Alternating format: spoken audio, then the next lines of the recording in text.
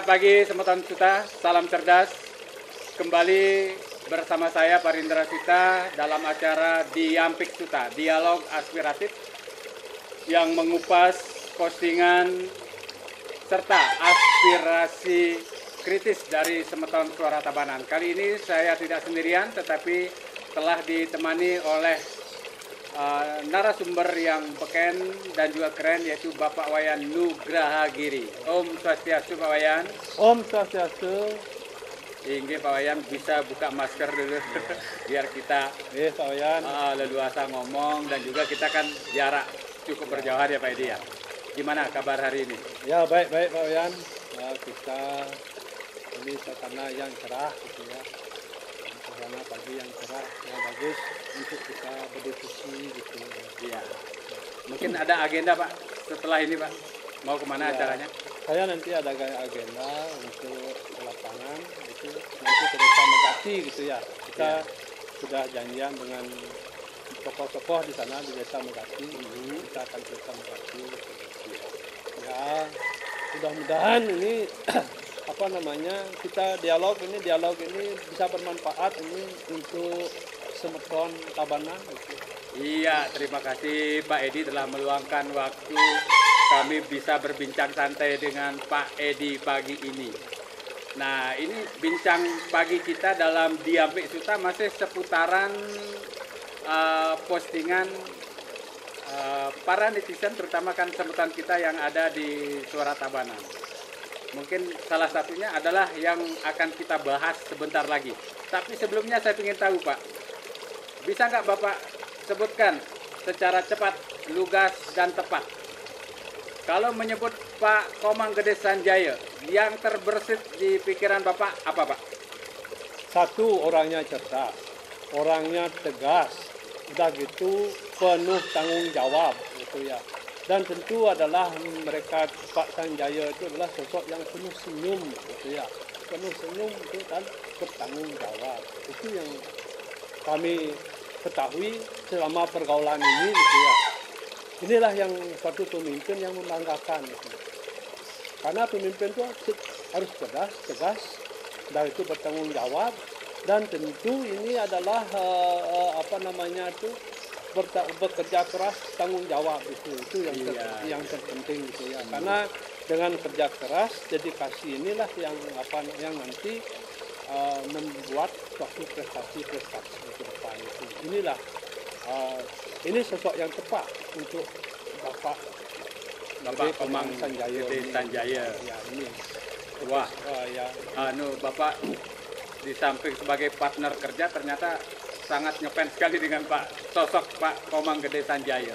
Nah, ini dalam kurun waktu 2 periode 10 tahun ke belakang ini kan Pak Edi selaku pengurus di partai, sebagai apa Bapak di partai?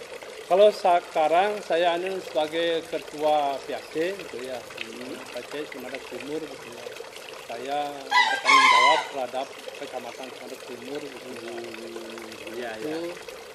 Dan kita di bawah kepemimpinan Pak Gede Komang Sanjaya ini, Pak Dr. Gede Komang Sanjaya ini, kita ini dituntut penuh tanggung jawab, kerja keras itu. Inilah yang yang bisa membuat suatu prestasi di partai itu ya. Mulai dari kita pemenangan gubernur gitu. Kita Sumatera Timur ini 80% suara untuk pilgub kemarin gitu ya. Udah gitu lagi ini pemenangan Jokowi, Pak Jokowi ini kemarin ini kita hampir ini 85% itu gitu ya untuk kemenangan Pak Jokowi. Demikian juga kita ketahui bersama peningkatan kursi di legislatif PDI Perjuangan itu yang signifikan.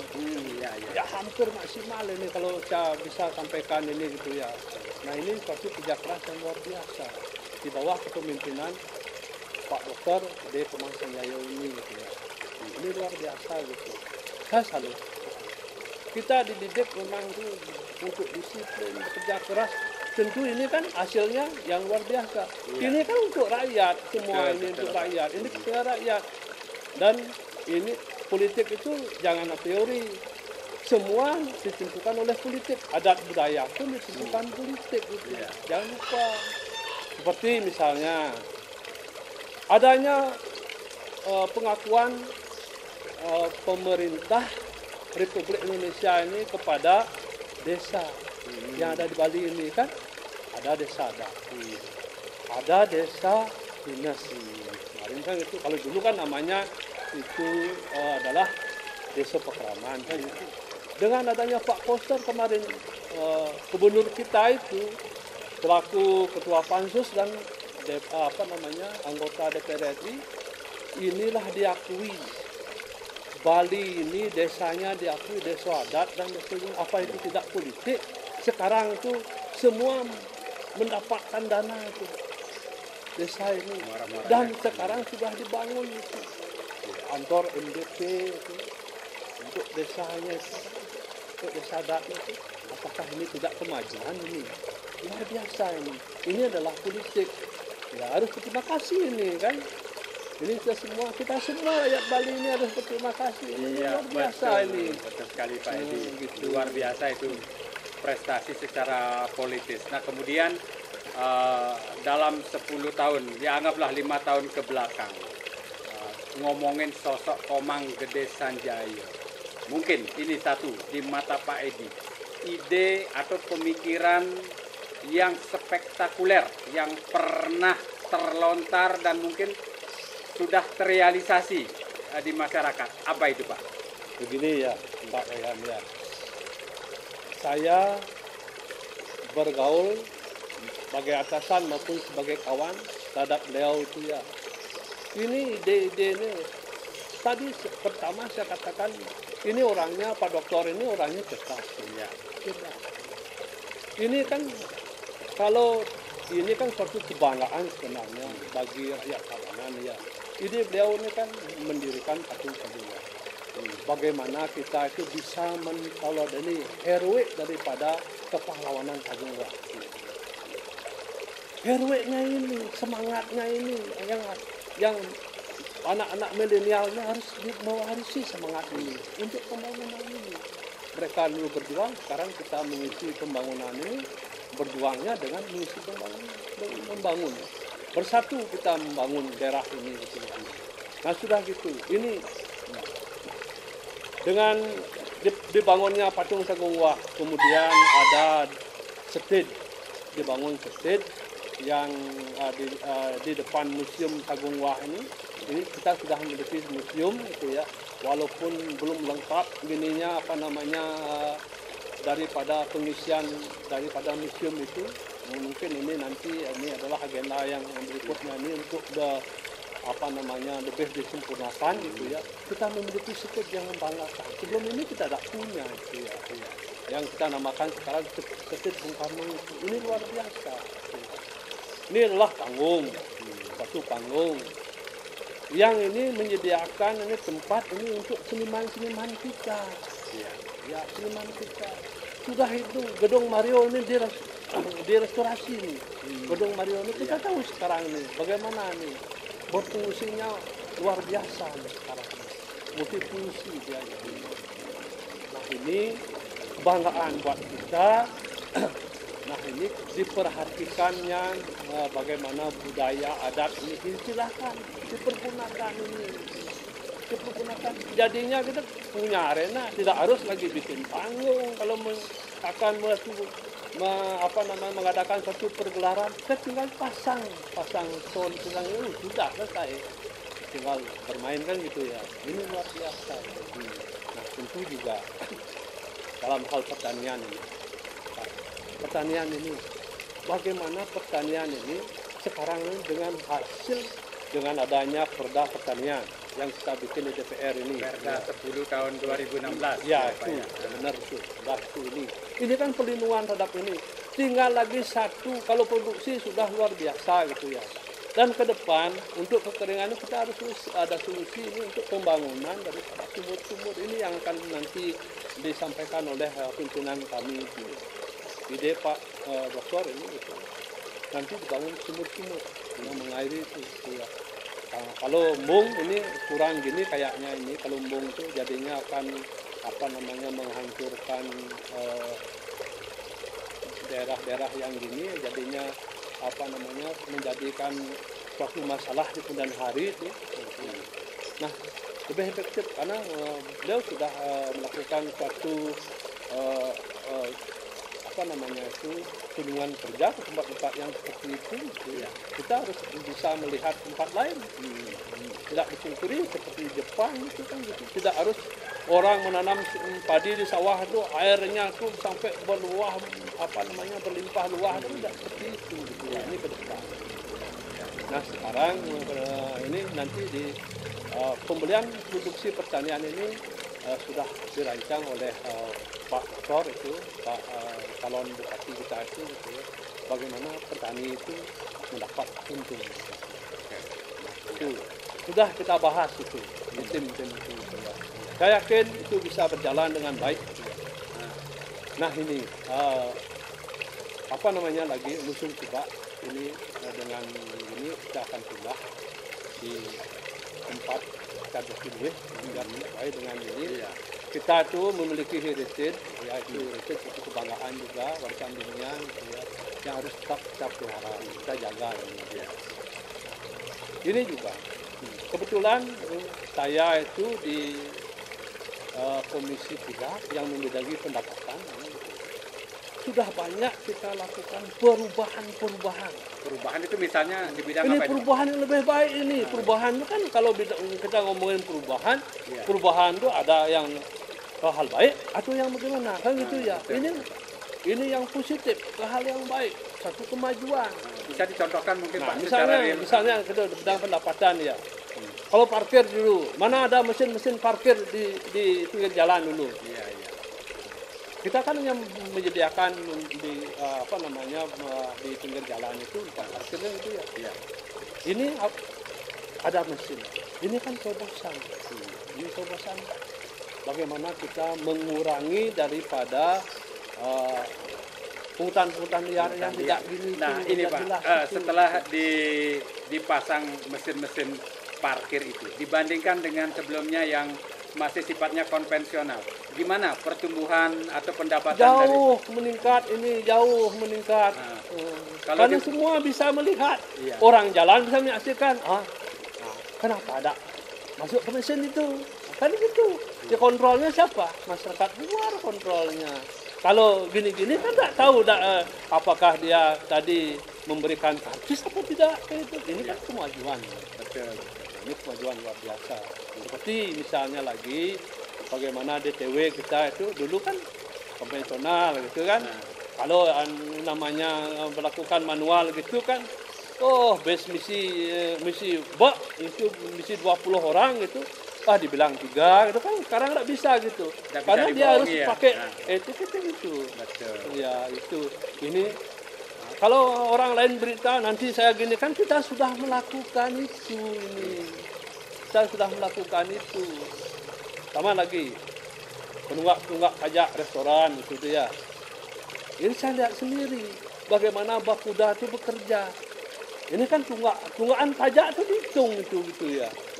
Itu dihitung bukan nanti ini sudah, kalau dulu ya belum sih gitu ya. Ini sudah sampai begitu ini.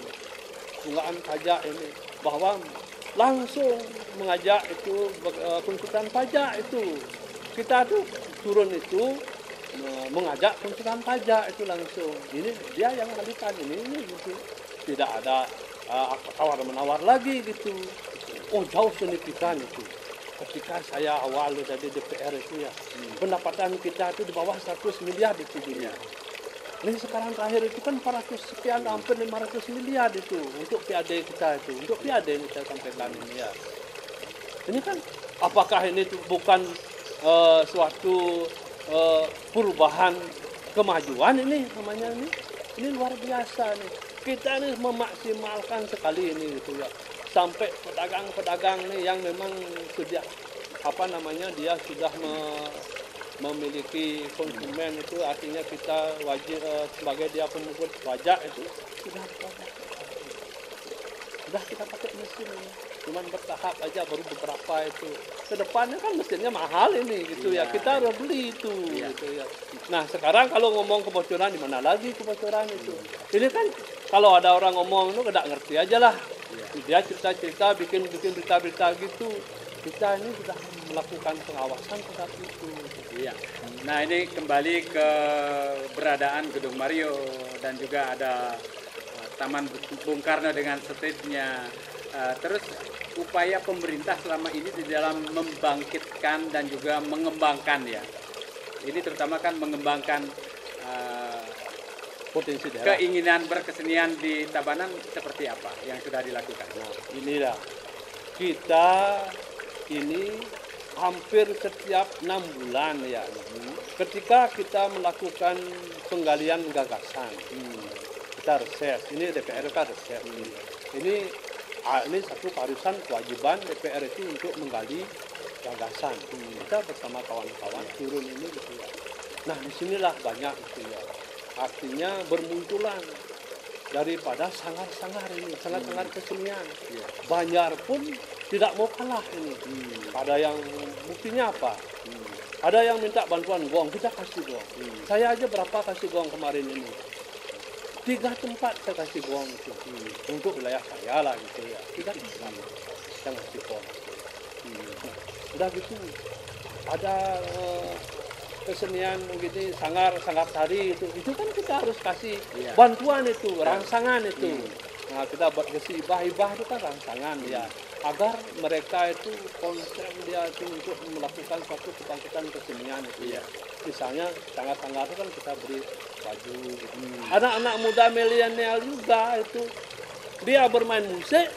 Di musik itu kita beri bantuan musik itu, kita lihat musik ya namanya itu.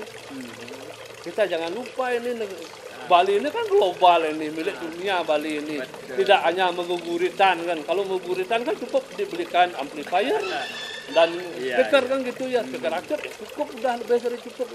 Tapi ini bagaimanapun juga kita ini hidup di bangsa modern, harus anak-anak milenial kita melakukan. Berapa ini sudah sound system kita kasih itu. Tapi ini adalah satu rangsangan untuk berkarya. Inilah tujuannya. Ini dibikin state Bung Karno ini sudah nyambung. Ke depan lagi hal-hal yang lain ini. Hal-hal yang lain kita akan ini kan sarana personal olahraga kita akan tingkatkan. Ini. Benar Pak Edi. Itu kan tadi Bapak telah menyampaikan bahwa peran pemerintah untuk membantu merangsang dan kemudian membangkitkan lagi yang telah bangkit menjadi semakin bangkit. Ini sudah banyak dilakukan.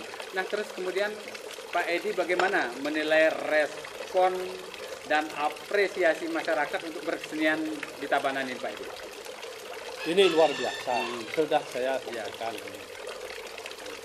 Saya ini hampir setiap 6 bulan itu tadi sudah saya bilang memberikan bantuan untuk pendukung berkesenian itu. Sambil kopi ya Pak Edi ya? Ya, silakan. Nah, berkesenian itu gitu ya. Nah, inilah dipentaskan. Ke depan. Nah, ini kan ini kan nyambung nih dengan gubernurnya nanti kan gitu ya. Ke depan itu bagaimana nangun saksi loko Bali ini kan gitu ya. Ini nanti ini kan harus kita berikan panggung mereka ini. Yang mana sudah gini harus kita tampilkan. Nanti ini biayanya semuanya nanti biayanya dari kabupaten. Tidak lagi nyari-nyari biaya ini itu nanti ini. Nah ini karena saya reses keinginan masyarakat seperti itu. Masyarakat seperti itu. Nah, jangan lupa juga anak-anak muda melayangan itu juga bagian dari kebudayaan itu. Jangan lupa itu. Ini juga harus kita support ini, support. Saya tuh menyupport ini gitu ya. Bukan tidak masuk ini ketuk gini, tapi ini adalah bagian dari budaya kita. Jangan diremehkan itu. Di luar negeri belum tentu ada melayang-layangan begitu gitu ya. Nah seperti itulah gitu ya. Banyak yang gini. Makanya APBD kita seperti itu. Ini kita agar semua bisa kita ginikan, sentuh, itu kan namanya ini. Bisa semua kita sentuh. Orang masyarakat bikin pembangunan kan udah banyak di desa sekarang ini sebenarnya. Buktinya ada yang minta bantuan untuk puranya, pantinya itu. Nah, ini kan tujuan pemerintah adalah membangun daripada masyarakat ini seutuhnya, baik rohani maupun jasmaninya kan begitu. Ya, tidak hanya cukup jalan saja kita omongin ini gitu, semuanya kan gitu. Kesehatannya juga. Ini apa tidak kemajuan ini kesehatan juga. Nah saya tanya ini, ya oke lah kemarin kita tuh untuk awalnya kita kan kabupaten punya satu rumah sakit, gitu ya. Sekarang punya 2.